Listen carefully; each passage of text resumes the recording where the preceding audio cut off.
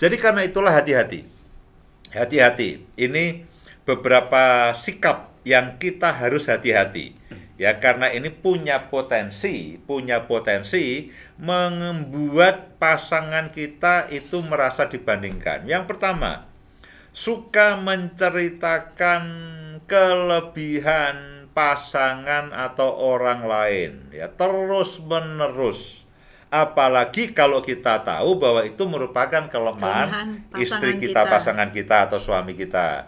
Nah, ya misalkan tadi sudah tahu kita punya masalah soal masakan, tapi kita selalu menceritakan keenakan, lezatnya masakan istri orang lain. Nah, suka menceritakan kelebihan dari orang lain yang kebetulan itu merupakan kekurangan dari pasangan kita. Kemudian juga memuji orang lain, ya. Kita disuruh mencontoh, ya, bahwa kamu tuh seperti ini, si A, si B, ya, dipermalukan di hadapan banyak orang. Wah, enak ya, suamimu naik pangkat. Mas, kamu naik pangkat kapan? Nah, itu pas pertemuan apa kita kumpul. Nah, apalagi mempermalukan pasangan kita, meskipun kesannya guyon. Kesannya guyon, kita tahu nih suami kita tidak naik pangkat-pangkat, ya sudah 5 tahun nggak naik pangkat, bahkan melorot mungkin, ya mungkin melorot turun pangkatnya. Lalu wah kita pesta, lalu ada pertemuan, pesta syukuran, ada teman yang naik pangkat, lalu wah kapan ya mas kamu kita buat syukuran seperti ini. Nah itu kan hati-hati dengan ucapan-ucapan seperti itu, ya. Lalu juga omongan-omongan begini, coba kamu seperti dia. Ya, mengapa kamu tidak seperti dia? Mengapa kamu tidak seperti bapak ini? Mengapa kamu tidak seperti ibu ini? Kalau orang lain bisa, kenapa kamu tidak bisa? Nah, kalau itu terus-menerus dibombardir, diucapkan, pasangan kita akan tahu bahwa saya tidak diterima ini. Saya tidak diterima apa adanya, selalu dibandingkan dengan orang lain. Coba kamu mbok seperti dia. Mengapa kamu tidak seperti dia? Orang lain bisa, kenapa kamu tidak bisa? Orang lain bisa masak, kenapa kamu tidak bisa masak? Orang lain bisa beli mobil, kenapa kamu tidak bisa beli mobil? Orang lain setiap 5 tahun mobilnya baru, kamu baru nyewa. Baru nyewa sana sini dan sebagainya. Nah, ucapan-ucapan seperti itu akan berpotensi membuat pasangan kita merasa dibanding-bandingkan. Kemudian kritik, tuntutan, ya, komentar negatif yang terus-menerus kepada pasangan kita.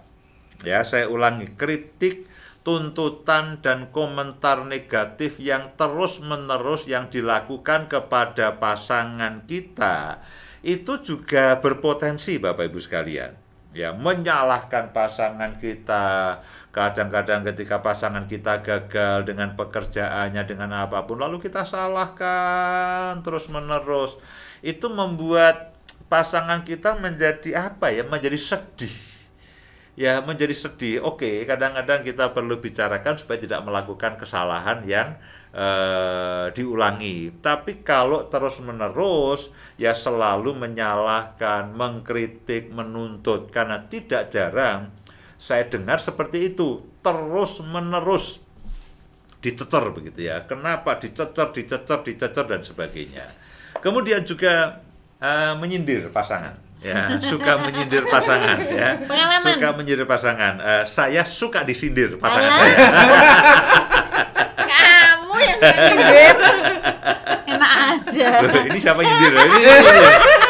Saya sedang nyindir sebetulnya. Saya sedang nyindir.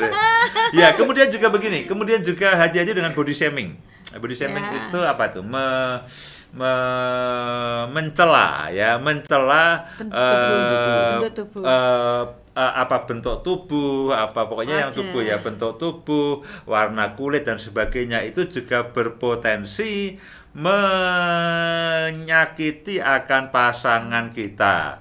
Ya, baru lihat misalkan apa ya,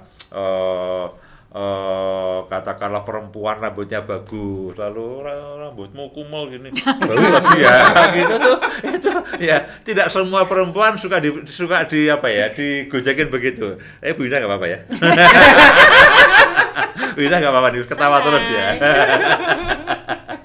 Ya, kemudian apa lagi? Nah, mengungkit kelemahan, ya, mengungkit kelemahan yang terus-menerus, mengungkit kesalahan yang terus-menerus, seakan-akan begini, kenapa sih kamu melakukan kesalahan seperti ini terus diulang, dan diulang. Dan itu juga membuat pasangan kita jadi sensitif. Ya, diulang, kok tidak seperti yang lainnya. Kemudian, ini juga hati-hati, mengidolakan orang lain atau mengidolakan pasangan orang lain. Ya, mengidolakan orang lain atau mengidolakan pasangan lain. Ini juga hati-hati. Kita hanya punya satu idola, ya. Saya hanya punya satu idola, Bu Indah Setiawati. Ya. Tidak ada yang lain. Ya. Saya tidak punya poster di rumah, ya. Saya tidak punya poster yang lainnya, hanya fotonya Bu Indah Setiawati. Ya.